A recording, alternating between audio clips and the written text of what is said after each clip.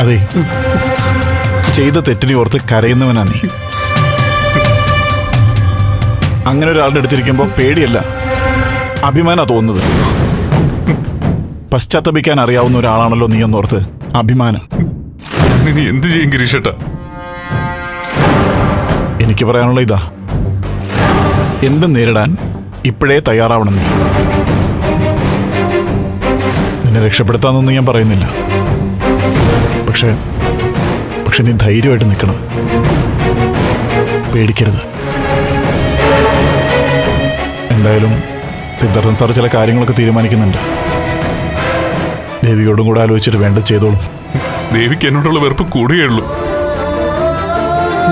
അവളോട് ഞാൻ എന്തൊക്കെയാ കാണിച്ചു കൂട്ടിയത്. ഒരു ഭാര്യയ്ക്കും അതൊന്നും സഹിക്കാനോ മാപ്പ് തരാനൊന്നും പറ്റില്ല. അതെ, കാര്യങ്ങളൊക്കെ ദേവിക്ക് മനസ്സിലാവുമല്ലോ. നീ വിഷമിക്കാതെ.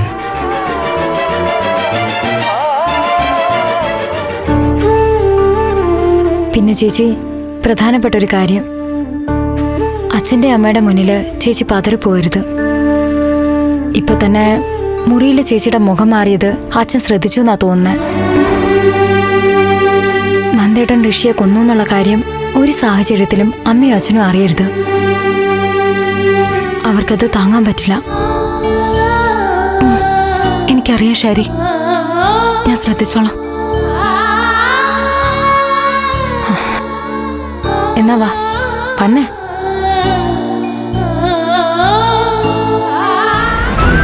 ഞാൻ പറഞ്ഞ പോലെ ഇനി അങ്ങോട്ട് മനസ്സിനെ ശാന്തമാക്കി നിർത്തണം.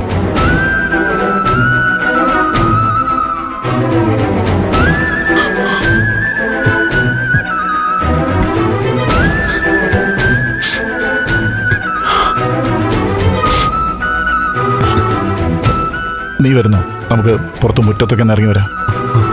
വേണ്ട, ഗിരീഷേട്ടൻ പൊക്കോ.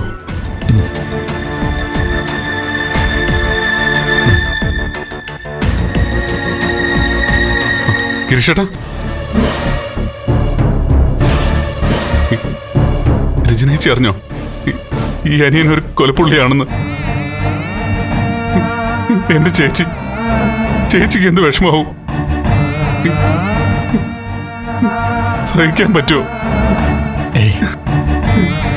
നന്ദ, ചേച്ചിയോട് പറഞ്ഞു, എന്തായാലും അറിയണ്ടല്ലേ? എന്താടാ ഇത്? ഗിരീഷേട്ടൻ പൊക്കോ.